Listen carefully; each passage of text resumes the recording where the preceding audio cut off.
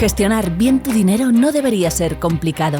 En MyInvestor te lo ponemos fácil. Una cuenta sin comisiones con rentabilidad desde el primer euro y acceso a productos de inversión claros desde muy poco dinero. Porque tomar buenas decisiones financieras es fácil con MyInvestor.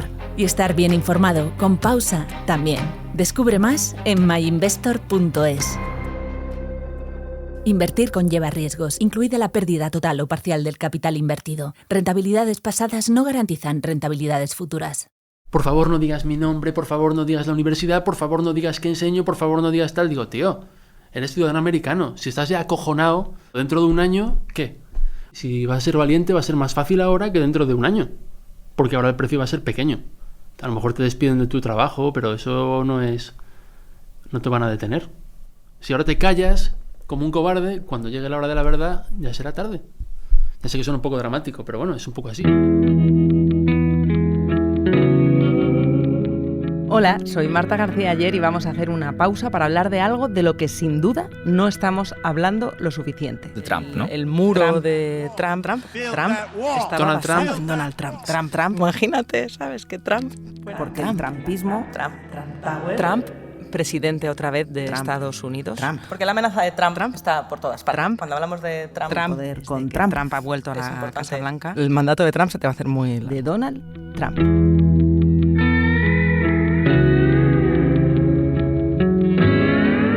No, en serio, no estamos hablando lo suficiente de lo que está pasando en Estados Unidos. No, desde luego, de lo más importante. Estamos entendiendo bien la amenaza que supone para la democracia más poderosa del mundo estar gobernada por alguien que se ve a sí mismo como un monarca absoluto. ¿Está loco Trump o son sus disparates el disfraz perfecto para un autócrata eficiente? Nada más volver Trump a la Casa Blanca a principios de año, tuvimos en pausa a Argemino Barro, el corresponsal del Confidencial en Estados Unidos, analizando aquí con nosotras el riesgo de que Trump armase una autocracia. Él ya lo veía venir desde el principio. Así que, aprovechando que Argemino está unos días por aquí, le pedí que me ayudara a resumir en esta pausa lo más escandaloso de todo lo que ha pasado en este año desde que Trump ganó las elecciones. Y me dijo que no. Ahora te cuento por qué, pero antes te voy a contar una historia.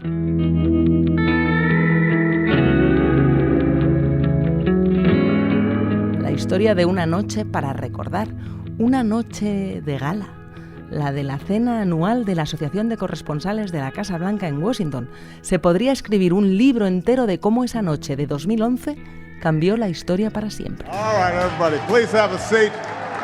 Barack Obama era presidente y subió a la tribuna a dar el tradicional discurso desenfadado de esa noche, lleno de bromas y chistes.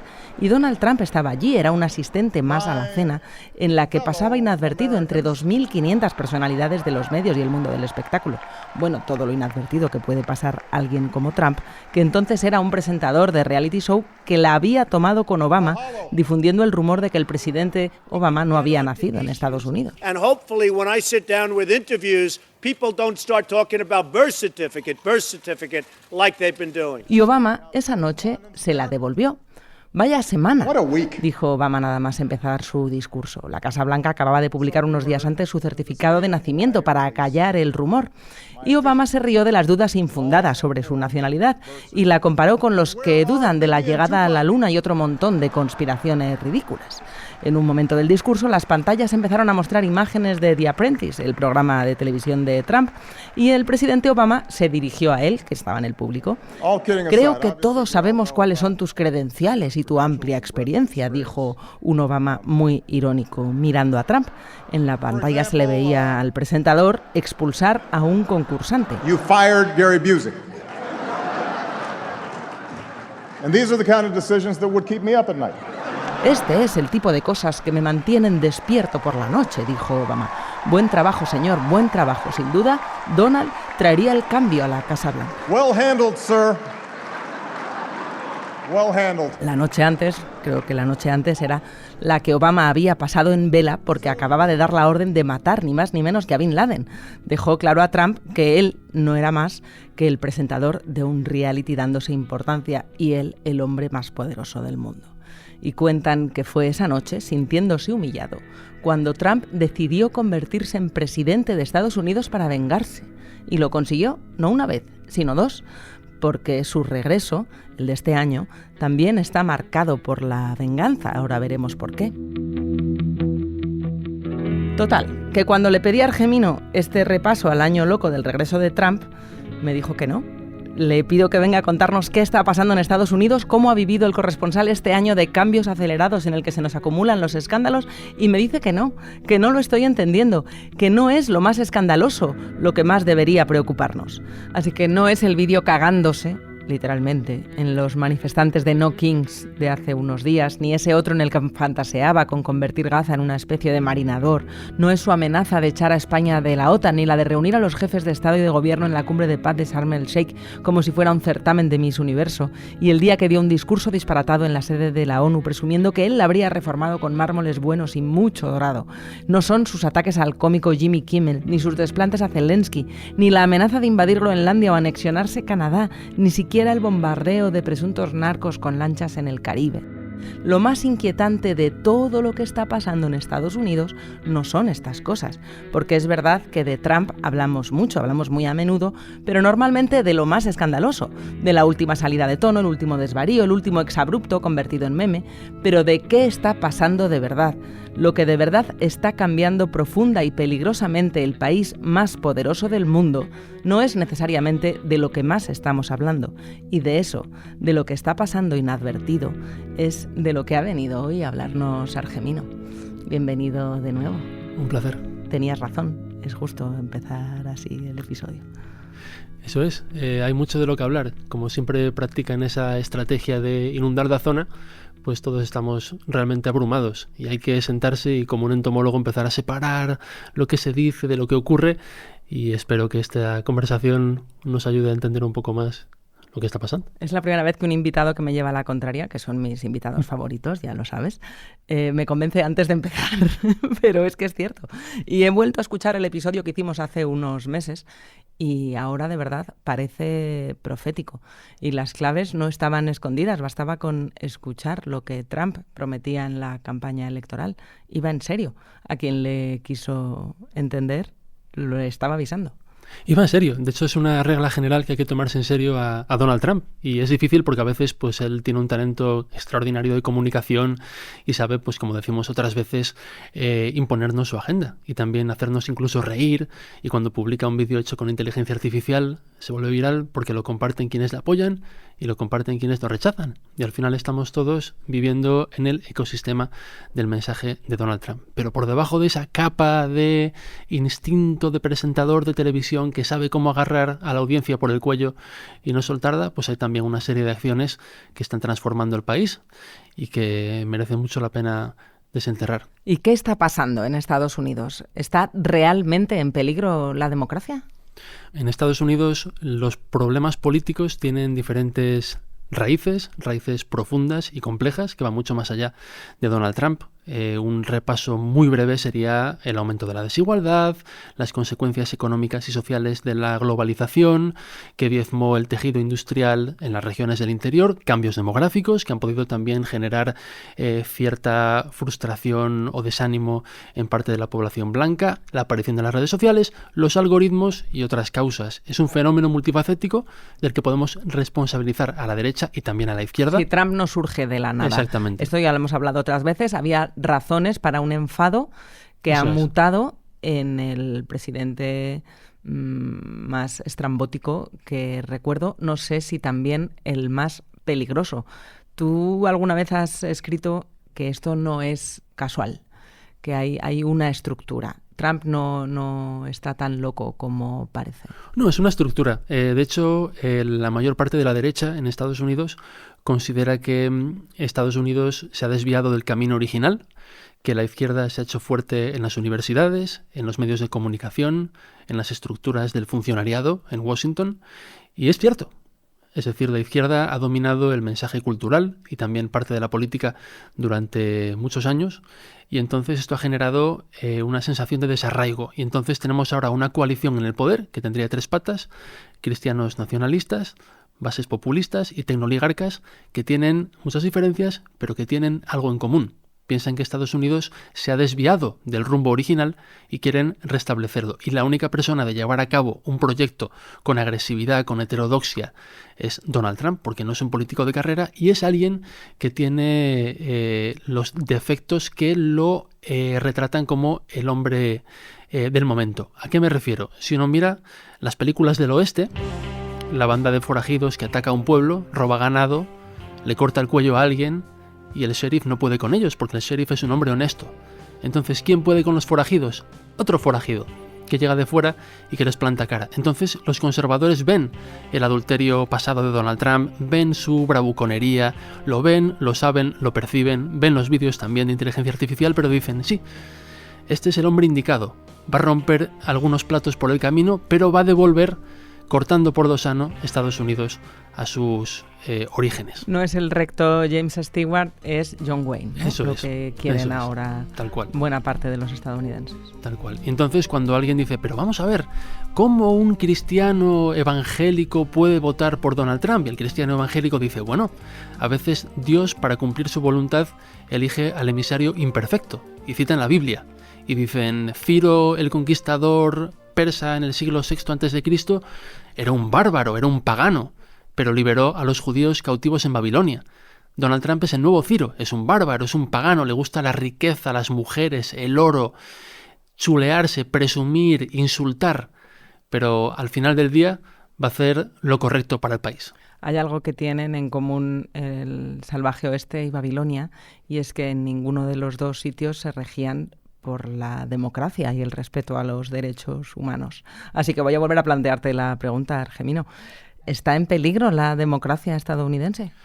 La democracia estadounidense está en peligro. Yo creo que ya no hay una democracia en Estados Unidos. No es, evidentemente, el Tercer Reich o el régimen de Stalin o la dictadura de Pinochet, pero ya no es una democracia. Ahora mismo las personas que protestan contra Donald Trump, que le llevan la contraria, pueden correr diferentes peligros, presiones empresariales, presiones judiciales, y toda la estructura de contrapesos ya está profundamente erosionada. Me gusta reducir la presidencia de Donald Trump a un par de números, para que nos hagamos una idea del momento en el que estamos. Un número es 209. Donald Trump en 8 meses ha aprobado 209 decretos, órdenes ejecutivas. Por comparación, son 37 decretos más que los aprobados por Joe Biden en 4 años de presidencia. Si hacemos una media mensual de aprobación de decretos, Donald Trump está aprobando decretos con una frecuencia casi 10 veces superior a la de Barack Obama. Y uno puede decir, bueno, es un número elevado de decretos, pero no es ilegal. Miremos entonces a la naturaleza de los decretos. Algunos decretos intentan usurpar la potestad del Congreso y la potestad de los estados a la hora de definir la política comercial, a la hora de hacer actos de guerra en el Caribe, a la hora de intentar tocar la ley electoral. Y estos decretos generan tantas fricciones que en 8 meses, y aquí va la segunda cifra, la segunda administración Trump ha sido objeto de 432 demandas. Por comparación, Barack Obama, 8 años, 80 demandas. George Bush, 8 años, 76 demandas. Bill Clinton, 8 años, 40 demandas. Donald Trump, 8 meses, 432. Está abrumando el sistema judicial, abrumando a la oposición y abrumando a los medios, de manera que está de manera efectiva quebrantando los contrapesos y concentrando todo el poder en la Casa Blanca. Voy a pedirte que hagamos un ranking, no sé si va a ser un top 5, un top 10 o un top 100, porque son muchísimas las cosas que están pasando, para que nos ayudes a calibrar cuáles son las pistas más importantes, las razones que te hacen afirmar algo tan contundente como Estados Unidos ya no es una democracia liberal como la conocíamos, como el país al que tú te mudaste hace muchos años y que has visto transformarse, radicalizarse y transformarse. Pues estamos hablando de Trump, pero podríamos también hablar de la sociedad civil. Yo leía un dato estos días que me dejaba estupefacta. 1/3 de los republicanos apoya la deportación de estadounidenses si no están de acuerdo con Trump. Bueno, hay un verdadero cambio. Decía un compañero del Confidencial, Ángel Villarino, que siempre estamos mirando Estados Unidos desde el punto de vista político, pero sería útil mirarlo desde el punto de vista incluso moral, de los valores. Y ahora mismo hay un desplazamiento de los valores muy agresivo. Por ejemplo, los valores de la democracia, no solamente votar, la separación de poderes, y también los derechos fundamentales. Por ejemplo, en el pasado mes de marzo hubo una deportación quebrantando el habeas corpus, es decir, el derecho a que no te muevan de lugar, que no te encarcelen sin la aprobación o el visto bueno de un juez, de 275 inmigrantes, no todos ellos indocumentados, a una prisión de máxima seguridad de El Salvador, donde no entran los abogados, no hay visitas y a veces ni siquiera tienen cargos los que están allí en prisión. Y ahora hemos conocido que uno de los dirigentes del Ministerio, del Departamento de Justicia, les dijo a los abogados del departamento: estos aviones con estos presos van a ir a El Salvador sí o sí. Y si un juez dice algo, fuck off. Que sería un poco lo de decir que le den por saco. Sí, y además seguramente claro. no sea, o sea, no sé si lo dijo textualmente o no, pero ahora mismo claro. es un entrecomillado que viniendo de la Casa Blanca nos sorprende demasiado. Claro, esto fue, por supuesto, pues entre bastidores, pero lo ha contado un abogado del Departamento de Justicia, que además fue condecorado en la primera administración Trump por su eficiente trabajo en la inmigración. Y de hecho ocurrió eso, hubo un juez que dio la orden de que estos aviones volvieran a territorio norteamericano y fue totalmente ignorada. Y acabaron pues en un gulag en El Salvador, donde les afeitaron la cabeza, y un lugar donde se producen violaciones de los derechos humanos. Y algunas personas estaban en Estados Unidos residiendo de forma legal. Esto que cuentas es bárbaro y no es algo que se haya hecho de manera oculta o sibilina, de espaldas a la opinión pública. Es parte de ese contenido escandaloso que maneja la administración Trump para satisfacer a sus adeptos. Insisto, que 1/3 de sus votantes le parece bien que se deporte ya no a extranjeros, ya no a inmigrantes indocumentados, también a estadounidenses por la única razón de no estar de acuerdo con el gobierno que tiene. Esto además lo han dicho la portavoz, Caroline Leavitt, y luego Donald Trump con Nayib Bukele, el presidente de El Salvador, cuando visitó la Casa Blanca el pasado 14 de abril. Te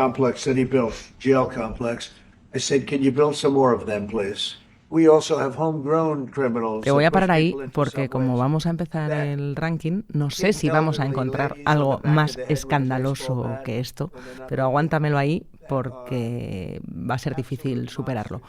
Vamos a ir de menos a más.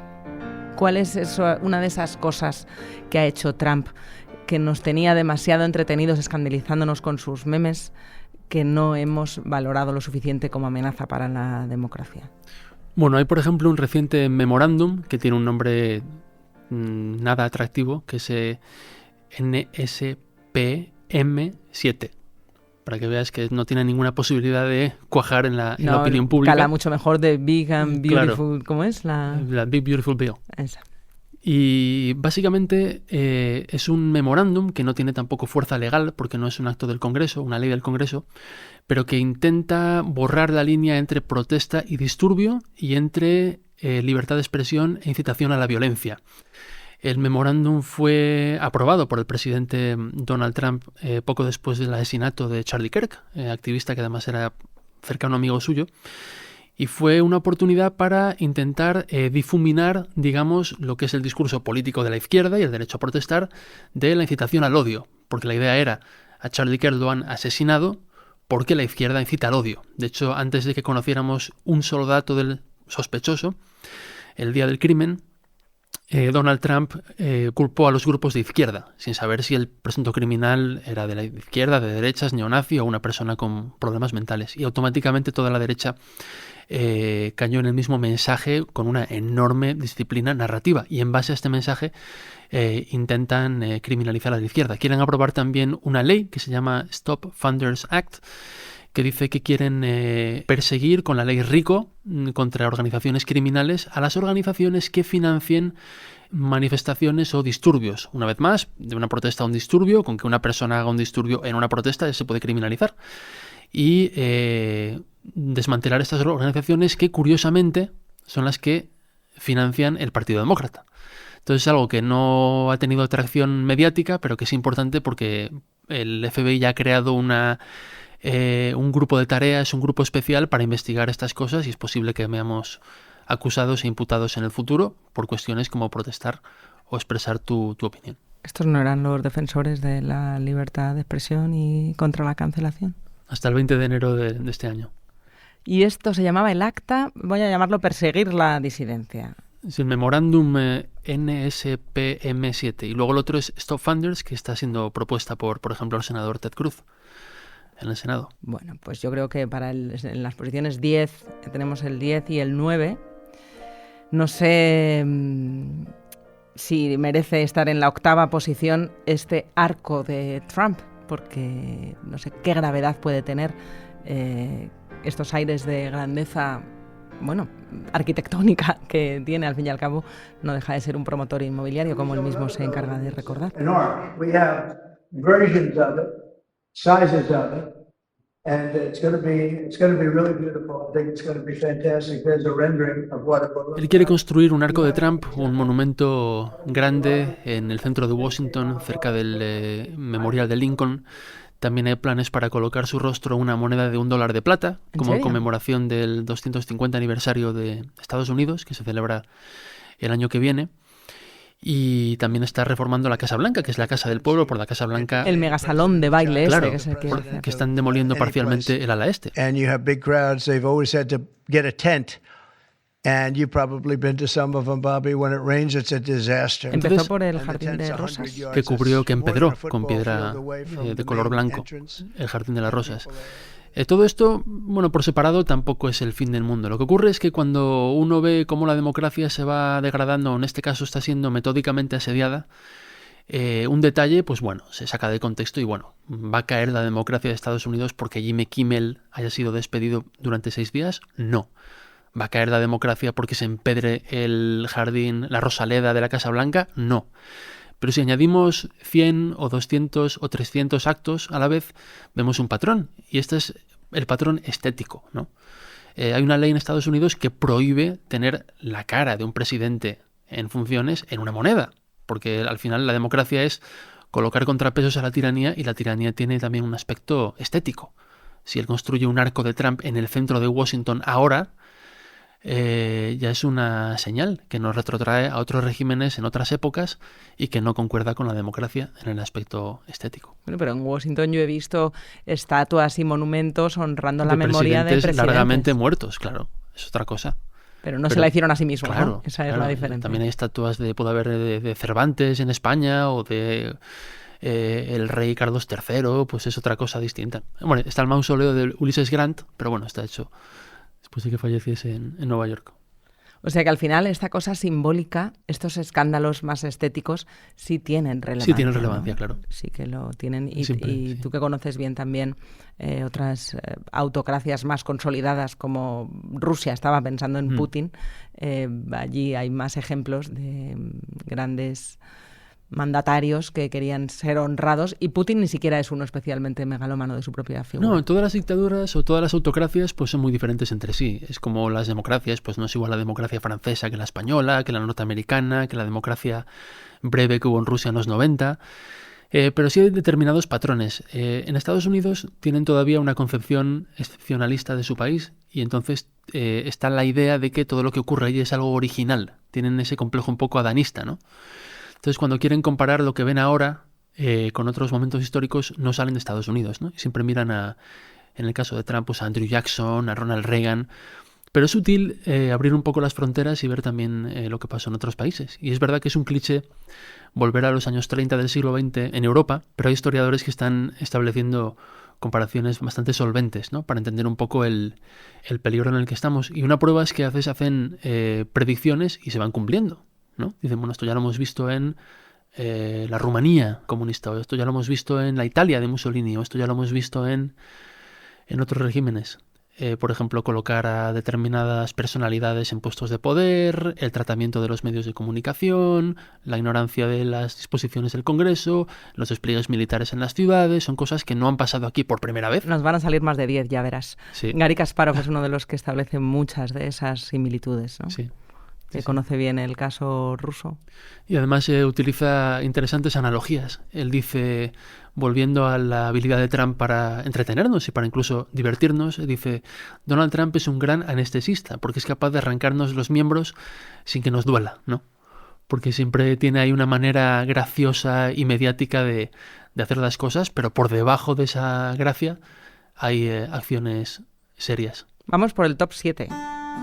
Y no me resisto más a sacar el tema de la inmigración. Esto No sé también si es un hilo conductor en las autocracias, pero desde luego en el auge de la extrema derecha en Europa también lo estamos viendo. Sí, todo tiene siempre una parte de dos dimensiones, digamos, ¿no? Pues mucha gente en Estados Unidos pues ha visto cómo, por ejemplo, en los últimos 4 años con Joe Biden han llegado a entrar pues más de 2 millones de personas en un año. Y esto, por ejemplo, se ve también en los servicios de salud, se ve en las ciudades. En Nueva York, por ejemplo, hemos tenido tiendas de campaña en aparcamientos con inmigrantes indocumentados allí que no tenían a dónde ir. Los han colocado también en hoteles, a veces de lujo, durante muchos meses en Nueva York. Con lo cual, todo esto tiene también sus matices que me gusta destacar. Porque, bueno, al final Donald Trump ganó las elecciones de forma democrática y es una pulsión y un sentimiento que hay que reconocer y que hay que estudiar con serenidad e incluso con empatía, en el sentido de colocarnos en los zapatos del presidente. Otra forma de verlo importante es que están utilizando en muchas ocasiones a los inmigrantes indocumentados como chivo expiatorio de todo tipo de cosas, retratándolos como criminales, y el propio Donald Trump ha utilizado expresiones del fascismo, como por ejemplo que contaminan la sangre de nuestro país, que es una frase de Mein Kampf, ¿no? Y cosas preocupantes. Iba a decir que me sonaba muy nazi, no sabía que era literal. Claro, y a la hora de... Y esto es la retórica, pero luego en las acciones tenemos una policía migratoria, ICE, creada en 2003 en el contexto de la guerra contra el terrorismo, es decir, en el contexto de detener a sospechosos de islamismo, de procesarlos, por eso actúan con un grado de impunidad, por eso van enmascarados, furgonetas sin matrícula, y están desplegándolos en las ciudades, y como ahora ya no hacen como antes, que antes el mandato de ICE era buscar a los criminales. Hacían una investigación, trata de blancas, tráfico de drogas, y a los inmigrantes indocumentados que cometían crímenes se los detenía y se los sacaba del país, como es lo más razonable del mundo. Pero ahora tienen una cuota y entonces tienen que detener un número de inmigrantes al día. Como los policías que ponen multas motivados por el... Entonces, ¿qué ocurre? Que ahora la gente de ICE, en lugar de tomarse un mes o semanas para investigar y descubrir a los inmigrantes que rompen la ley, lo que hacen es detener a gente por la calle. Pero se han hecho redadas en fiestas de cumpleaños infantiles. Claro, ¿no? Redadas en Home Depot, redadas en tiendas cerca de colegios, también cerca de iglesias. Y si tú tienes el aspecto de un inmigrante indocumentado, imagínate, latina, pues te pueden parar, pedir los papeles, y si no llevas encima papeles, me refiero no al carnet de conducir, que todo el mundo lo lleva. El carnet de conducir también lo llevan los inmigrantes, sino tu pasaporte o tu partida de nacimiento, te pueden detener y te pueden llevar a una cárcel en Nuevo México donde solo hay un abogado en 300 kilómetros a la redonda, aunque seas un ciudadano americano. O sea que eso lo están haciendo porque en Estados Unidos no hay necesidad de ir con documentación, no es como aquí, que sí que todo el mundo tiene que llevar el DNI y muchos ni siquiera tienen pasaporte, pero ahora si eres un estadounidense de aspecto hispano o asiático o no blanco, digamos, normativo anglosajón, no está puedes temer porque te puedan... Claro, no está cortado por un patrón claro. Por ejemplo, los datos que tenemos de ciudadanos norteamericanos que han sido detenidos por ahí son 170, con lo cual es una proporción pequeña.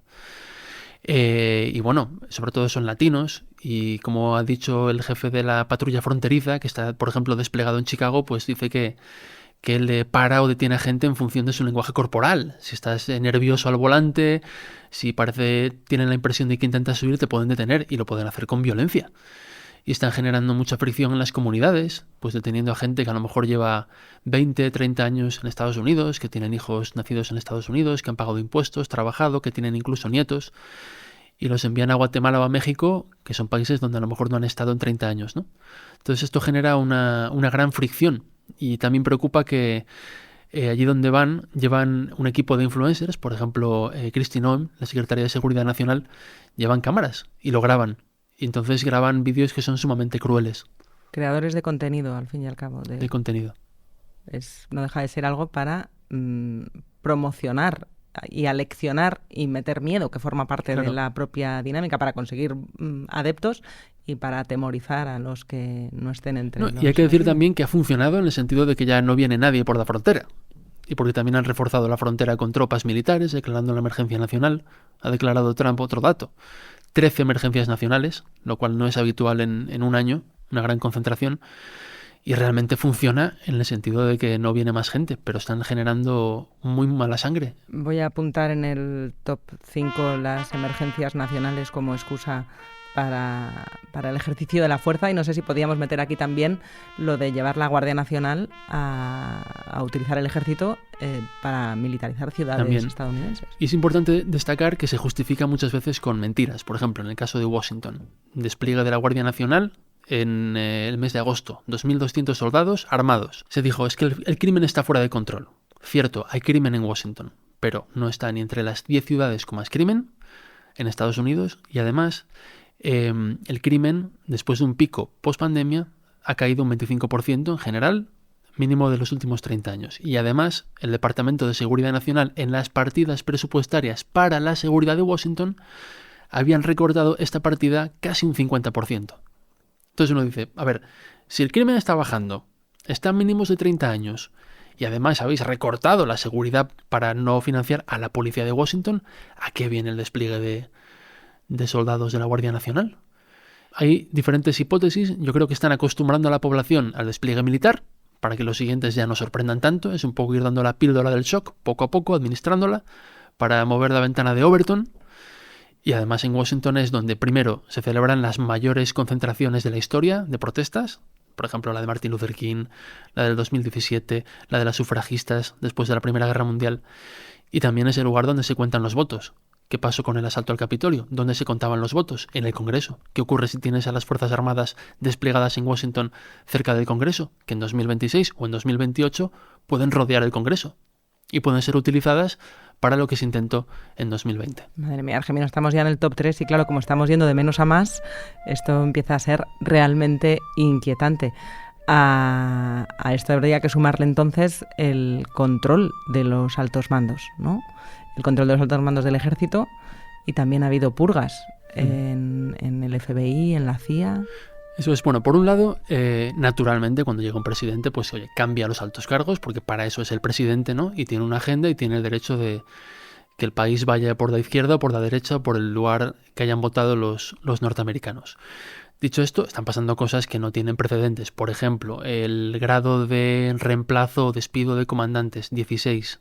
Nunca se habían despedido a tantos, porque el ejército, las Fuerzas Armadas, siempre son una institución que los gobernantes tratan de respetar en una política de Estado. Cuando tú nombras a un jefe del Estado Mayor de la Defensa, lo nombras para 6 años. ¿Por qué? Porque la idea es que cuando el presidente salga del poder, el general quede ahí y lo herede el próximo presidente. Porque es algo que va más allá de la izquierda, la derecha, demócratas o republicanos. Donald Trump cambió al que había, que lleva apenas un año, ¿no? Luego, por ejemplo, están debilitando el proceso de rendición de cuentas. Han despedido a los principales abogados militares de las diferentes ramas de las Fuerzas Armadas. ¿Qué hace un abogado militar? Cerciorarse de que los soldados y los mandos cumplen la ley y los requisitos éticos. Si tú despides al observador jurídico de las Fuerzas Armadas, ya estás debilitando la rendición de cuentas. Las destrucciones de barcos en el Caribe, hechas sin informar al Congreso, sin informar después al Congreso, prescindiendo de la Guardia Costera, que suele ser la que hace el proceso, también indica que hay un debilitamiento de la rendición de cuentas. Y finalmente ese meeting que hicieron Donald Trump y Pete Hegseth, el secretario del Departamento de Defensa, que él llama de guerra, en Quantico, Virginia, ante 800 almirantes generales y otros altos mandos, lo primero que dice Donald Trump para entrar en la habitación es: nunca había entrado en una habitación tan silenciosa. Y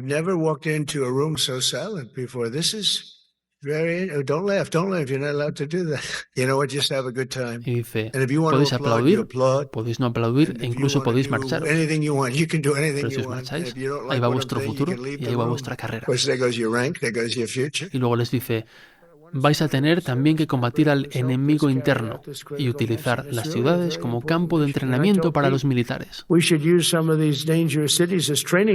Entonces vamos conectando puntos, cada cosa no es de por sí tan grave, pero juntas establecen un patrón: despliegues militares, debilitamiento de la rendición de cuentas, purgas en los altos mandos, enemigo interno, ciudades como campo de entrenamiento, destrucciones de barcos en el Caribe, designar a Antifa, que no existe, como un grupo terrorista. Y ese genio de la distracción que nos explicabas al principio que es Trump, consiguió que la frase más repetida, al menos la que vimos aquí en Estados Unidos, no sé si funcionó igual el escándalo o la sorpresa y la inquietud. Aquí lo más repetido de aquel momento ante los 800 generales fue que les dijo que no quería generales gordos. Ese fue Pete Hegseth, que dio el discurso anterior y habló de no queremos más de dudes in dresses, que es como hombres con vestiditos, o sea, trans, nada de barbas. Y bueno, una vez más, hay también militares que dicen, bueno, está bien sacar un poco la corrección política del ejército o la obsesión con la diversidad. Bueno, son opiniones, evidentemente. Y ven el centrarse en la letalidad y en la fuerza como una manera de volver también a la esencia de las Fuerzas Armadas. Luego otros generales, como Stanley McChrystal, por ejemplo, pues han dicho que las Fuerzas Armadas tienen que representar la totalidad de la sociedad americana, donde hay trans y hay gente de izquierdas y woke, y también son parte de la defensa de este país. Y está politizando también otros organismos que con más o menos apoyo social sí tenían el prestigio, como el FBI o como la CIA. Esto es tan inaudito que la inteligencia estadounidense ahora mismo esté tan profundamente ideologizada. Ha habido otros presidentes anteriores que también lo hicieron en el siglo XX, pero yo no lo había visto nunca. Sí, uno siempre puede encontrar precedentes, aunque sean cogidos con pinzas. En este caso, destacar, por ejemplo, que en el FBI el subdirector suele ser una persona del FBI, de carrera, porque a lo mejor el director que nombra al presidente es una persona que viene un poco de fuera.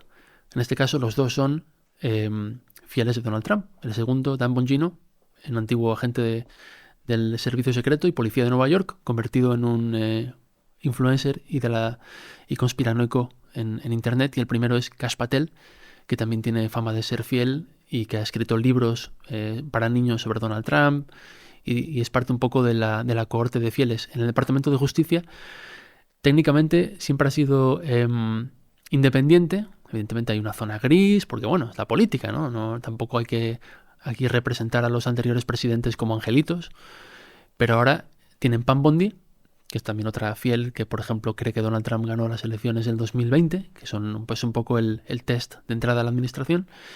El test de la lealtad, claro, eso Kasparov lo explica muy bien. La idea de las mentiras no son solo mentiras, son test de lealtad. Es para saber si realmente estás comprometido con la causa. Y aunque estés viendo con tus propios ojos que eso no es así, claro, si realmente me eres leal, dirás que sí. Es como cuando vas a Corea del Norte y vas a una biblioteca y dice, bueno, aquí Kim Jong-il escribió 800 óperas.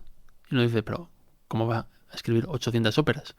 Pero no es porque hay que decirlo, ¿no? Y al final van elevando un poco el umbral de la inverosimilitud para probar quiénes son los realmente leales, ¿no? Y debajo de Pam Bondi están los abogados personales de Donald Trump hasta el 20 de enero de este año. Entonces es un departamento de justicia colonizado. Te doy un dato. El New York Times hizo una encuesta con 50 expertos legales en octubre del año pasado. Y les preguntó si estaban preocupados por la politización del departamento con Donald Trump. La mayoría dijeron que sí. Expertos legales, la mitad de administraciones demócratas y la mitad de republicanas, ¿no? Hicieron la encuesta hace un mes y todos, el 100%, estaban preocupados y dijeron que era peor de lo que esperaban, porque el Departamento de Justicia está absolutamente colonizado y usado como instrumento político. Sin embargo, pese a todas estas evidencias que nos estás trayendo de la erosión, además a una velocidad inaudita de la democracia y de las instituciones que está viviendo Estados Unidos, tiene también defensores muy convencidos de que esto es exactamente lo que necesita el país. Te pedí que hablases con gente que conocieras, que pudiera ayudarnos a entender mejor cómo está el país dividido, y me parece muy interesante este testimonio de Sebastian Hale, el analista político de Miami, que bueno, él mismo explica por qué es tan favorable a Trump. Gracias por esta oportunidad de hablar con su audiencia en España. Yo soy republicano, conservador y votante en Miami. Yo apoyé al presidente en su primera elección, lo apoyé en su segunda elección y lo sigo apoyando hoy. Primero, las relaciones exteriores de los Estados Unidos están más fuertes hoy que han sido en muchos años.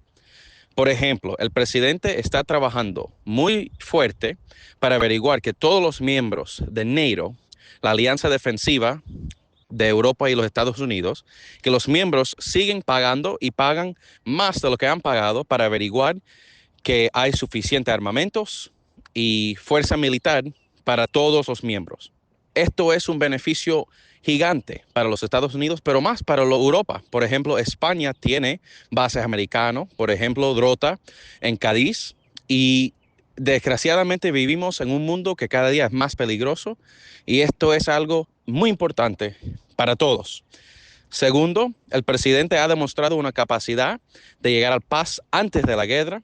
Lo ha hecho y sigue haciéndolo en Gaza, lo está probando en Ucrania y en Irán, aunque destruimos las facilidades y el programa nuclear sin una guerra. Domésticamente, el presidente sigue siendo muy popular y está cumpliendo bastantes de las promesas que él hizo durante su elección. Aunque estamos en un encierro del gobierno, eso es problema del Congreso y no necesariamente culpa del presidente exclusivamente. Y yo tengo confianza que cuando eso pasa, él va a seguir sirviendo al país como lo ha hecho antes y como lo sigue haciendo. Gracias por esta oportunidad y no confíen en mí, pero búsquenlo ustedes.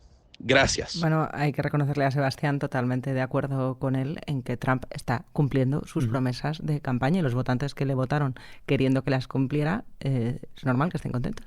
Claro, Donald Trump prometía heterodoxia, una manera de hacer las cosas diferente, y realmente está cumpliendo. Y una cosa que tiene Donald Trump que no tienen otros políticos es la tolerancia del riesgo. Entonces otros, a lo mejor, Barack Obama acabó su legislatura, sus 8 años sin escándalos de corrupción, y mucha gente lo elogia por ello. Pero hay gente que dice, bueno, pero si vas a dirigir la primera potencia del mundo, habrá que mancharse un poco, arremangarse y acabar con algún lamparón y con alguna cicatriz. Porque si acabas como recién salido de la ducha con un traje almidonado de 8 años de presidencia, pues tampoco te has mojado por el pueblo, ¿no? Entonces Donald Trump, ese apetito de riesgo, pues lo tiene y es capaz de decir, pues vamos a deportar a 15 millones de personas. Y lo está intentando hacer realmente, ¿no? Sin embargo, mucha gente lo votó pensando que no tomándoselo literalmente, pensando de, bueno, esto son cosas que se dice, pero luego no va a hacerlas, era una exageración. Pero todo él es hiperbólico, no era hiperbólico en los mítines, es hiperbólico en el ejercicio del poder. Es hiperbólico. También decía Kasparov, volviendo al ajedrecista y disidente ruso, que los tiranos siempre mienten sobre el pasado, pero dicen la verdad sobre el futuro. Y entonces hay que tomarlo muy en serio. Luego, por otra parte, Donald Trump está prometiendo cosas que no mencionó en campaña. Por ejemplo, de Groenlandia, la posible anexión de Groenlandia y el cuestionamiento de la soberanía de Canadá, lo empezó a decir en diciembre, un mes después de las elecciones. Y, por ejemplo, lo de los aranceles, siempre le han gustado los aranceles, naturalmente, pero no sabíamos que iba a ser tan fiel a sus promesas, realmente, ¿no? Y como digo, mucha gente, como por ejemplo Sebastián, cree que este país está en un rumbo incorrecto y que solo Donald Trump, rompiendo, como digo, platos y dejando cadáveres por el camino, lo puede enderezar. La pregunta es, ¿hasta qué punto el fin justifica los medios? Me ha parecido estremecedor el otro testimonio que nos traías, el de que muy lejos de Miami, en Nueva York, el de Rina Abatielo, no sé si lo pronuncio bien, que se siente desbordada. Dice que no puede procesar tanta información. Se habla con el corazón roto y la frustración profunda que entiendo que sienten muchos votantes demócratas. Y me llama la atención que diga lo importante que es enfadarse, que hay que enfadarse. Una manera de expresar cómo me he sentido respecto a Trump es que no he podido recuperar el aliento. Ha sido tan abrumador todo lo que ha pasado que es imposible de procesar. Hay tantísima información nueva cada día que te parte el corazón la mayoría de las veces y es increíblemente frustrante. Me siento impotente, sobre todo cuando veo a la gente detenida por los agentes de ICE.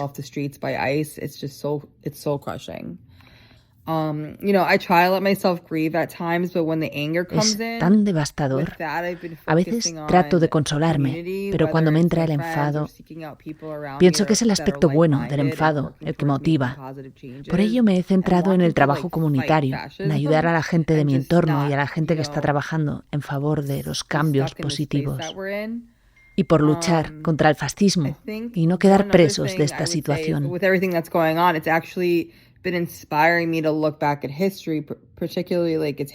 Otra cosa que quisiera decir es que con todo lo que está sucediendo, es inspirador mirar atrás en la historia. En mi caso, a la historia italiana. Ya sabes que soy primera generación de familia italiana y mi familia apoya a Trump. Y yo me siento aislada y confundida. No puedo comprender cómo pueden apoyar a un fascista, teniendo en cuenta que en Italia tuvimos a Mussolini. Por tanto, me ayuda a mirar a la historia de Italia y ver quién resistió y ver quién lucha contra el fascismo aquí en Estados Unidos. Por tanto, quiero apoyar a mi comunidad cercana y cuidar de mi salud mental y de la gente de mi entorno. Parte de la frustración viene de que el shock ha impedido a muy buena parte de la ciudadanía que es contraria a Trump no enfadarse. Es paradójico porque en el primer mandato, cuando fue elegido, mucha gente salió a la calle y organizó lo que llamaban la resistencia. Entonces empezó en los medios de comunicación periodismo combativo, cuando el Washington Post cambió su eslogan y dijo la democracia muere en la oscuridad, y la gente se vino muy arriba, ¿no? Como si fuera Alemania en los años 20 o 30. Sin embargo, ahora, con la segunda elección de Trump, han comprendido que Donald Trump no es un accidente histórico, no es un cabreo pasajero del 2016, sino que es un fenómeno profundo y estructural, y que el populismo y que el descontento son cosas profundas. Y entonces mucha gente se ha resignado. Y entonces siente una especie de mezcla de resignación, de rabia, de enfado. Y la pregunta es si van a protestar. El propio Donald Trump, en el mitin ante los generales que hemos mencionado, dijo, creía que la izquierda se iba a poner en pie de guerra, pero no. Están cansados. Y el Partido Demócrata también está cansado.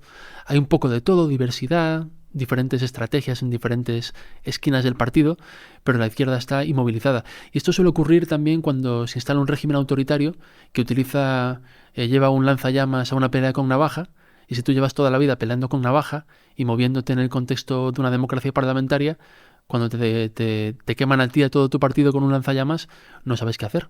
Entonces te quedas impotente. ¿Qué hacen ahora los demócratas? Escribir cartas en un lenguaje muy duro a Donald Trump, y la gente dice, una carta a Donald Trump, ¿pero qué me estás diciendo? Y ver Saturday Night Live, ¿no? Pero ¿dónde está el Partido Demócrata? Claro. Y también para mucha gente que observa desde fuera, tenemos el chip antiguo de Estados Unidos es una democracia, división de poderes, cuando lleguen las midterms, cuando llegue 2028... El check and balance, ¿no? Ojo, porque estamos en un régimen híbrido. Las reglas del mundo de ayer ya no funcionan. Hay que echarle un poco de imaginación y reconocer que Estados Unidos se ha convertido técnicamente en una anocracia, que es un régimen de transición, en este caso entre una democracia y una autocracia. Y hay que actualizar un poco el software. Bueno, creo que ya estamos en la medalla de plata de las cosas más inquietantes que están pasando en Estados Unidos, y mencionabas las midterm. ¿Podemos dudar de que vuelva a haber elecciones limpias en Estados Unidos? Mira, a mí como periodista me incomoda mucho tener que hacer predicciones, como a todo el mundo. Primero porque me puedo pillar los dedos, y segundo por humildad epistémica. Yo no sé realmente la vida. Pero si escuchamos el episodio que hicimos contigo hace unos meses, lo clavaste, Argemino. O sea que nos podemos arriesgar. O sea que realmente la vida es muy complicada. Nadie sabe lo que puede ocurrir. Ahora bien, teniendo el antecedente del asalto al Capitolio en 2020 y de Donald Trump no reconociendo estas elecciones y tratando de subvertirlas, es obligatorio proyectar un poco qué puede ocurrir, ¿no? Yo hace poco entrevisté a Zachary Roth, que es un periodista especializado en el derecho de voto, que ahora está con Democracy Docket, y él me contaba, que se hacen una serie de cosas. Por ejemplo, por primera vez, el gobierno federal está pidiendo la información de los votantes, las listas, a los 50 estados, porque las elecciones se celebran a nivel estatal, no federal. ¿Por qué? En otra época igual no hubiera preocupado, pero en este momento, pues a lo mejor hay un intento de coger a Doge, aquella cosa de Elon Musk, aquella iniciativa, para buscar fraude en las listas de votantes. Podemos un poco imaginarnos con qué intenciones. Se está haciendo el gerrymandering, redibujando distritos electorales en lugares como Texas, Nebraska, Carolina del Norte, para añadir escaños republicanos al Parlamento. También los demócratas, como consecuencia, están pensando en hacer lo mismo en California. Y también hay comisiones electorales en los diferentes distritos, y la gente de Donald Trump está intentando colocar a fieles en estos distritos y comisiones electorales para cuando llegue el día de certificar los resultados puedan potencialmente certificar otra cosa, ¿no? Entonces son diferentes elementos que por sí mismos a lo mejor no son tan sospechosos, pero que juntos y sobre todo con los antecedentes pueden ponernos en una situación un poco problemática. Y esos cambios que dices que son planeados dentro de la administración y que tiene cerebros muy calculadores y que saben mucho de cambios autoritarios, como esta figura, ¿cómo se llama? Russ Vought. Que no es un nombre muy conocido, No. Russ Vought, y sin embargo dices que es crucial. Tiene un cargo también muy aburrido, que es el director de la Oficina de Gestión Presupuestaria. Entonces uno dice, bueno, este no pinta nada realmente. Bueno, los presupuestos federales los aprueba el Congreso en un proceso de negociación, donde los demócratas en este caso también ponen de su parte. ¿Quién aplica este presupuesto? ¿Quién gasta las partidas? ¿Quién lo coordina? El Departamento de Gestión Presupuestaria. Si uno es cabeza del departamento, puede recurrir a trucos para financiar unas cosas y no financiar otras. Y ahora con el cierre del gobierno, Donald Trump ha suspendido proyectos demócratas por valor de $28.000 millones. Y Russ Vought también está implicado en despedir a funcionarios federales. Otro dato. Cada vez que cambia una administración en Estados Unidos hay una rotación media de 4.000 altos funcionarios, ¿vale? Con Donald Trump este año han salido del gobierno más de 200.000 y la perspectiva es que salga más de 300.000 a final de año, de un total de 2 millones largos, que es el gobierno federal. Entonces, claro, el gobierno federal también es un contrapeso interno, porque si tú eres un funcionario profesional, hay cosas que puedes hacer y cosas que no debes y que no vas a hacer. Si quitan el contrapeso interno del gobierno federal y lo reemplazan por acólitos o simplemente lo dejan vacío, eso también quita barreras al poder presidencial. Y Russ Vought, volviendo al personaje, es la persona encargada de implementar estos cambios de ingeniería en la estructura del gobierno. Claro, porque esto empezó cuando con Dodge, con Elon Musk y toda esa batalla de egos interna que le dimos tanta cobertura en la prensa, cuánto tiempo se aguantarían el uno al otro, no duraron mucho, y hemos dejado de hablar del papel que tienen las Big Tech. Va a quedar una medalla de plata un poco larga, pero es que este punto me parece muy importante. Desde que Elon Musk y Donald Trump partieron peras y ya no se aguantan, ha dejado de preocupar el enorme entendimiento de los magnates tecnológicos, que son los que controlan nuestras pantallas y nuestra nube, con el presidente de Estados Unidos y además con la batalla de TikTok de por medio. Claro. Hace apenas un par de años, la mayoría de los medios y redes sociales eran de corte progresista, más o menos, digamos así, ¿no? Las grandes televisiones, y luego Twitter era un lugar donde siempre estaban los progresistas, era como una especie de foro más progre que de derechas. Elon Musk lo compró en 2022 y ya sabemos que ha cambiado radicalmente, ¿no? Con el apoyo del algoritmo. Y ahora TikTok ha sido rescatado por Donald Trump y ha sido puesto bajo el control de la familia Ellison, del dueño de Oracle y de su hijo. CBS News, en una fusión también que ha tenido que aprobar el gobierno federal, va a pasar ahora a ser controlada por la familia Ellison y la editora va a ser Bari Weiss, que es una voz bastante conservadora. Se plantea como centrista, pero es tirando a conservadora. Y luego Facebook, que también tenía políticas un poco contra mensajes que pueden ser discriminatorios y demás. Todo eso ha sido eliminado. Y aparte los medios tradicionales tienen menos peso y han perdido poder como consecuencia del mundo podcast, que también es tendente más a la derecha. Entonces, en resumen, tenemos un ecosistema muy favorable a Donald Trump, cosa que él no tenía en su primera administración, con lo cual es otro viento de popa que juega a favor del presidente. Y sin embargo, de Larry Ellison no hablamos. Además de enormemente poderoso, el señor Oracle es enormemente listo como para estar fuera de los focos. Claro, no, es que al final pasan muchas cosas subterráneas y que son parecidas un poco a la ingeniería o a la fontanería, que también cuentan, sin desmerecer, por supuesto, los memes, porque al final bromear y colocar vídeos de inteligencia artificial tienen también una función práctica, que es relajar las normas morales. Tú te ríes de Donald Trump literalmente cagándose encima de medio país y eso también deja un pozo en tu conciencia y en tu forma de ver las cosas, ¿no? Y van un poco relajando. Cuando él pone una gorra con 2028 encima de la mesa, no es una casualidad, es una broma.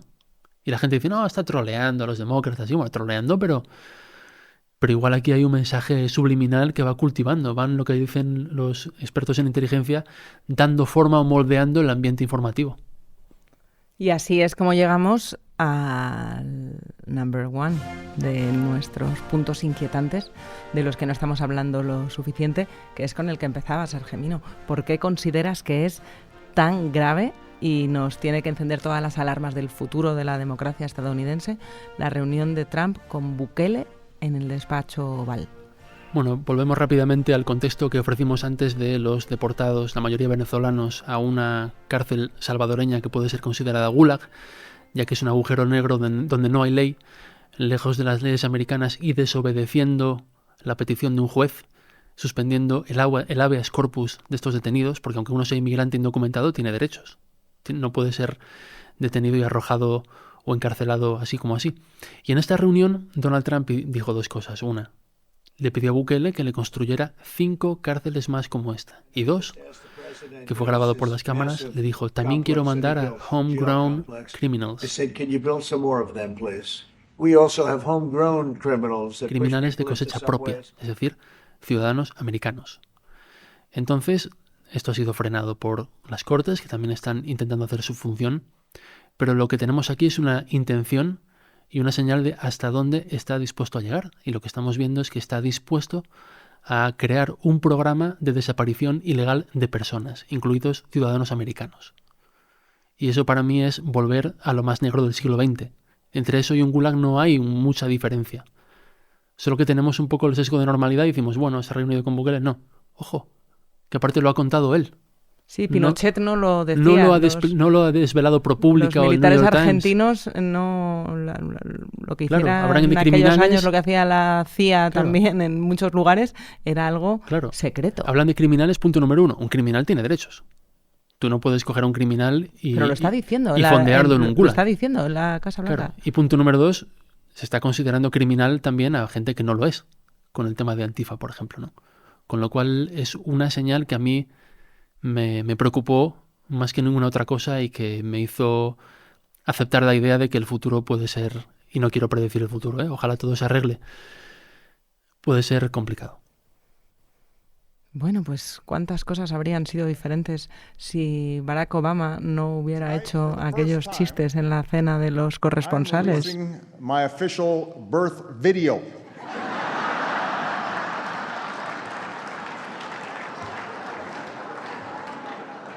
Now, I warn you. Como él mismo ha reconocido otra cosa, es una persona vengativa. Bueno, su segundo mandato lo está dejando claro. No sé cuánto va a tardar, igual que cambió el nombre del Departamento de Defensa. Cuando cambió el Departamento. Bueno, faltó una ley del Congreso, pero bueno, lo han cambiado.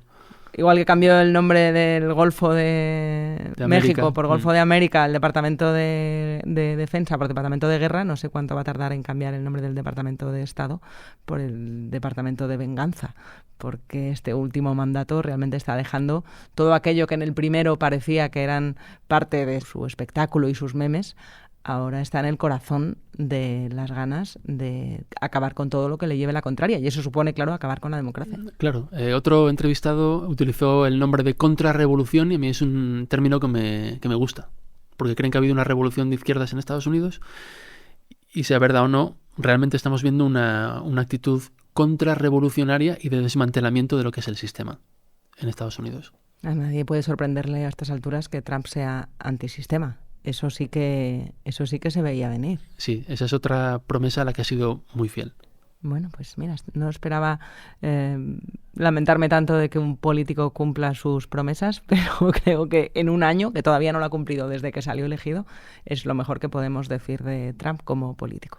Bueno, quedan más de 1.150 días de administración, ¿eh? Lo digo para que nos preparemos.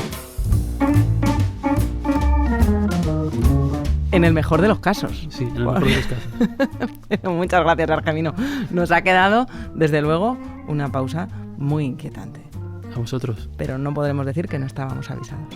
Gracias, de verdad, por venirte y espero que disfrutes de este ratito que te pasas por Madrid. Muchas gracias.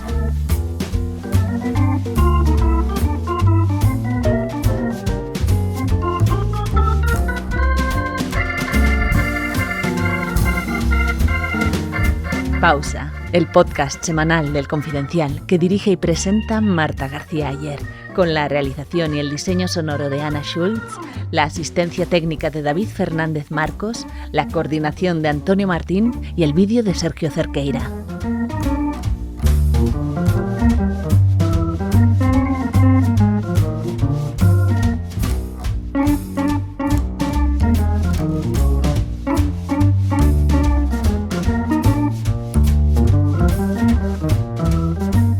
¿Tienes ganas de volver? Sí, me gusta mucho Estados Unidos, la verdad. Y tengo amigos tanto demócratas como republicanos y aprecio la diversidad del país, solo que ahora parece que las cosas están yéndose un poquito de madre. Pero sigue siendo un país fantástico. ¿De verdad? Sí. ¿Qué es lo que más echas de menos cuando estás aquí? Brooklyn me encanta, viajar por allí. Los diners, soy muy fan de los diners. De los restaurantes con las mesas estas de los sillones acolchados y los pancakes y todo eso me encanta. O sea que podemos decir que hay cosas que todavía no están cambiando. No, en por Estados supuesto, Unidos. es un país muy diverso. No olvides suscribirte a la newsletter de Pausa, con recomendaciones y contenidos exclusivos de todo lo que comentamos en el episodio. Encuentras el link en la descripción de tu plataforma de podcast.